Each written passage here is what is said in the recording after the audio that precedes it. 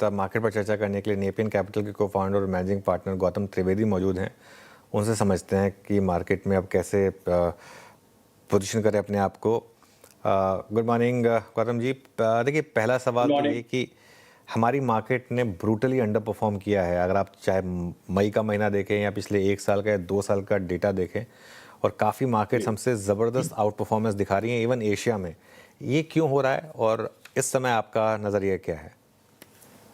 आपकी बात सही है अनुज। जो हम देखें कि इस साल जनवरी से अब तक India has been the worst performing market globally among the बड़े मार्केट्स है उसकी बात कर रहा हूँ। और जो इमर्जिंग मार्केट्स है उसमें we have been second worst performing. मतलब जनवरी से अब तक डॉलर टर्म्स में देखा जाए तो हम लोग 11% 11% गिरे हुए हैं, मार्केट गिरा हुआ है। और इंडोनेशिया जो अव्वल नंबर पे है वो है -38%। तो मतलब ये कोई श्रेय की बात नहीं है, लेकिन ये हकीकत है कि एफआईज इंडिया से लगातार बेच रहे हैं। इस साल का जो उनका सेलिंग है वो पिछले साल से भी बढ़ चुका है। $24 बिलियन का सेलिंग हो चुका है जनवरी से अब तक। This is in spite of the fact कि $41 बिलियन का डोमेस्टिक बाइंग आया है, म्यूचुअल फंड, पेंशन फंड और इंश्योरेंस कंपनीज को मिला के। लेकिन इसके बावजूद भी मार्केट गिर रहा है। और इसका ये मतलब है कि जो तीसरा आंकड़ा है इसमें, जो जो what I call the third leg of the stool, जो फैमिली ऑफिस है, एआईएफ्स है, पीएमएसएस है, और जो इन्वेस्टर्स इंडिया में डायरेक्टली मार्केट में इन्वेस्ट करते हैं, not via mutual fund, not via insurance companies, तो उनकी संख्या जो है वो भी काफी बड़ी है, और वो जो नंबर है वो भी नेगेटिव है। सो मुझे लगता है कि जब जब एफआईज ये पैमाने पे सेलिंग कर रहे हैं, तो clearly it's a cause for worry. उसमें कई वजह है। नंबर वन, आप देखिए कि ताइवान अब एमएससीआई इमर्जिंग मार्केट इंडेक्स में नंबर वन हो चुका है वेटेज के प्रमाण से। अपना वेटेज जो सितंबर 2024 में करीबन 22% था, अब करीबन 12% हो चुका है, तो ऑलमोस्ट आधा हो चुका है। और मुझे लगता है कि एफआईज जो होम मार्केट में आप देखिए अमेरिका में, डॉलर रिटर्न जो आपको मिल रहा है वहाँ पे 15 से 18% डॉलर रिटर्न मिल रहा है, नंबर वन। नंबर टू, आप देखिए कि earnings growth, S and P 500 जो जो अमेरिका का सबसे बड़ा इंडेक्स है, एस एंड पी 500 का अर्निंग्स ग्रोथ इस साल के लिए भी 15 से 16% का एस्टिमेट, कंसेंसस एस्टिमेट है। तो वो जब इतने फोर्सेस आपके अगेंस्ट है, तो मुझे लगता है कि एफआई का सेलिंग और क्यों बेच रहे हैं, मुझे लगता है कि it is not a surprise. जो आप या मैं अमेरिका में बैठे होते तो शायद इंडिया में इन्वेस्ट ना करते टुडे। लेकिन does India hold great promise from a long term perspective? 100%, उसमें तो कोई डाउट ही नहीं है। और कुछ क्षेत्र है जो हम इंटरव्यू में बाद में बात करेंगे, where we believe there is a lot of still potential. Okay, Gautam sir नमस्कार, वीरेंद्र बोल रहा हूँ। ठीक है, हम उस सेक्टर्स पे आएंगे करके, बट जब आप कहते हैं कि इस वक्त चुनौती है और आप जहाँ बैठे हैं वहाँ से आपको भारतीय मार्केट बिल्कुल भी, अगर आप देखें, आकर्षित नहीं लग रहे हैं, एक टर्निंग पॉइंट्स क्या हो सकता है? टर्निंग पॉइंट क्या हो गए इन मार्केट्स के लिए, आप क्या मानते हैं? और क्या टर्निंग एफआईएस के लिए टैक्सेशन जो है वो थोड़ा सा रेशनलाइज किया जाए, ख़त्म किया जाए, क्या वो एक टर्निंग पॉइंट होगा, या फिर आप अर्निंग्स की ही का रिवाइवल ही एक बड़ा टर्निंग पॉइंट मानते हैं? आपका सवाल सही है कि टर्निंग पॉइंट क्या हो सकता है। टर्निंग पॉइंट में मुझे लगता है 2-3 वजह हो सकती है। दो 2-3 real reasons for foreigners to come back. Number 1 जो है, आपने जो सही फरमाया कि जो कैपिटल गेन्स टैक्स है उसको पहले अबॉलिश करना पड़ेगा फॉरेनर्स के लिए। और आप देखिए विश्व में most of the large markets में फॉरेनर्स के लिए लॉन्ग टर्म कैपिटल्स या शॉर्ट टर्म कैपिटल गेन्स नहीं है। हमारे मार्केट में फिर भी है। तो that will be step number 1।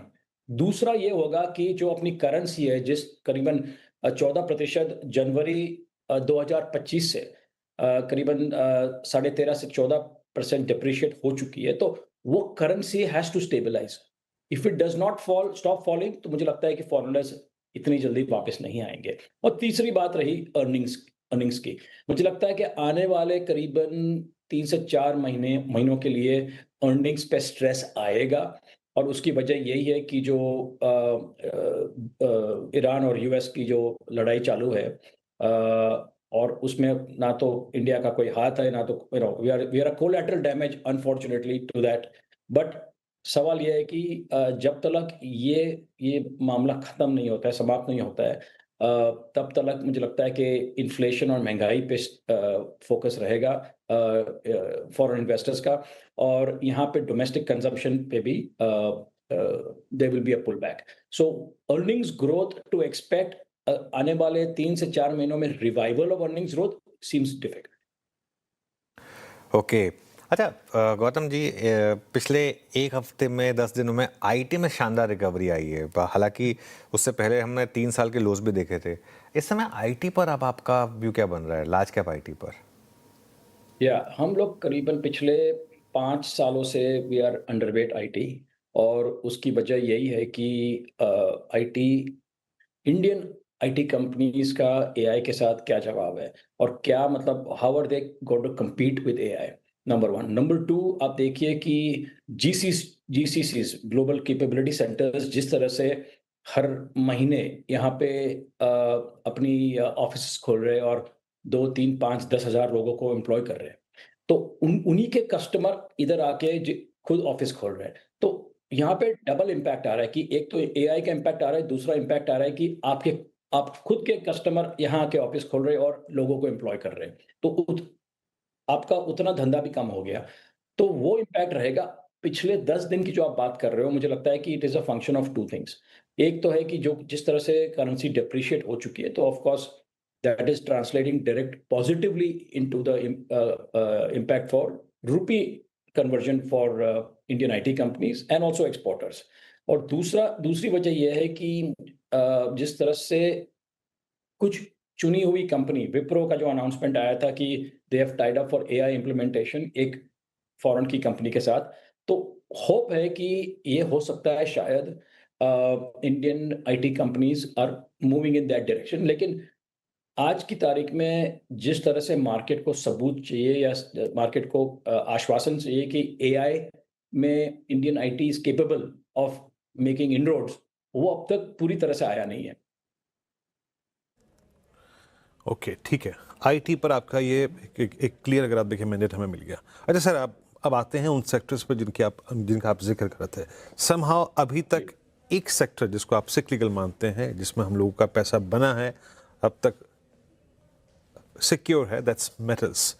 Metals पे आपका टेक क्या है? मीनवाइल जब मैं आपसे बातचीत कर रहा हूँ, अभी भी निफ्टी मेटल अपने करियर के हाईएस्ट ट्रैजेक्टरी के आसपास है। आई मीन 1-2% का डाइवर्जेंस हो सकता है, बट आपका टेक मेटल्स पे क्या है? जो लोग इस वक्त मेटल कैरी कर रहे हैं उनके लिए क्या सेंस बनता है? देखिए, मेटल में अभी अभी भी लगता है मुझे कि रैली जारी रहेगी। हम लोग वैसे मेटल्स में सिक्लिकल्स में इन्वेस्ट नहीं करते, बट जो मैं पढ़ता हूँ और जो रिपोर्ट्स में देखता हूँ, उसमें क्लियरली मेटल्स की रैली अभी भी खत्म नहीं हुई है। But I am not an expert, so I think I wouldn't want to expand on that. लेकिन जो सेक्टर अभी भी हमारी तरफ से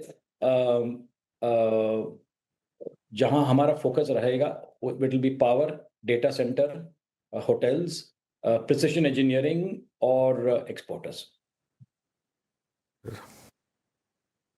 ओके, मेटल्स पे आपका टेक यहाँ पर, हालांकि ऐसे मेटल्स पे अगर आप देखें, आपके वर्ड्स काफ़ी तक रेस्ट्रिक्टेड रहे और बाकी दो थीम्स बहुत स्ट्रॉन्ग थी, उसका आपने जिक्र किया। अच्छा सर, 1-2 थीम्स पे और आता हूँ जहाँ पे थोड़ा मार्केट सुधरा बीच में, जब जनवरी फरवरी में पोस्ट बजट ट्रेड डील होने के बाद कैपिटल मार्केट थीम ने अच्छा पैसा बना के दिया। I mean at least we are in the money, at least in exchanges, brokerages, कुछ हद तक एएमसी स्टॉक्स पे भी। यहाँ पर आपका व्यू क्या है सर? नहीं, मुझे लगता है कि AMC stocks will continue to flourish, उसमें तो कोई डाउट नहीं है, क्योंकि पिछले करीबन 2 हफ्तों में मैंने 2 या 3 बड़े जो एएमसीज़ हैं उनके चीफ्स से मुलाकात की। उनसे बात हुई कि ये जो लड़ाई शुरू शुरू हुई है यूएस और ईरान की वजह से, जो महँगाई, ऑयल का प्राइस बढ़ गया है, रूपी डिप्रिशिएट हो गया है, उससे आपके इनफ्लोज़ में कोई फ़र्क पड़ा है? There is no impact.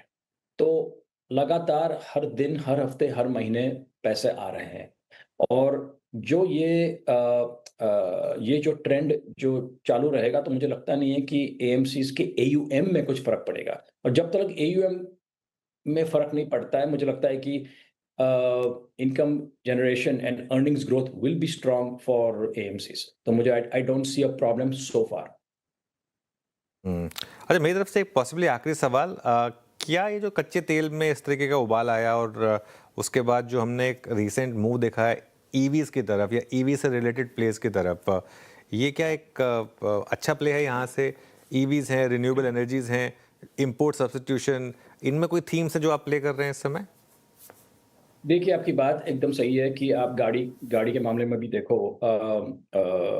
EVs के सेल्स आज की तारीख में भी लाइन लगी हुई है ईवीज़ की वजह से, ईवी खरीदने के लिए।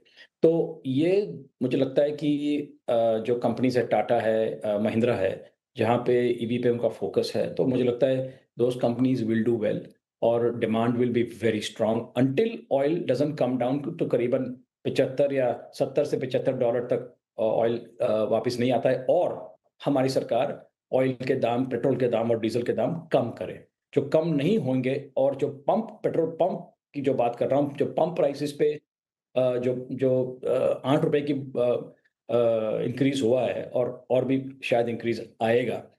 जब तक वो पंप पे जो प्राइस डज़न्ट कम डाउन, मुझे लगता है कि ईवी पे there will be a huge focus and जो हमारे चैनल चेक्स है वो बता रहे हैं कि हर एक जगह पे ईवीज़ पे अभी वेटिंग लिस्ट शुरू हो गया है। चलिए, गौतम जी बहुत-बहुत शुक्रिया आज हमारे साथ जुड़ने के लिए और अपना व्यू सामने रखने के लिए। आगे बढ़ते हैं, अब बात बर्नस्टीन की